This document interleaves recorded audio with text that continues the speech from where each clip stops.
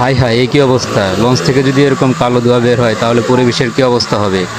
এটা দেখার মতন কেউ নাই ভাই। ভিডিওটি বেশি বেশি শেয়ার করে দেন যাতে সবার চোখে পড়ে, এবং এটার জন্য আপনার লঞ্চ কর্তৃপক্ষের কাছে যত ভিডিওটি পৌঁছে, দেখেন ভাইয়া, পরিবেশ দূষণের হাত থেকে যেন আমরা বাঁচতে পারি।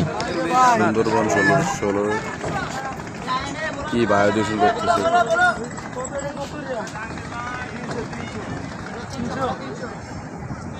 প্রচুর পরিমাণ বায়ু দূষণ হইতেছে।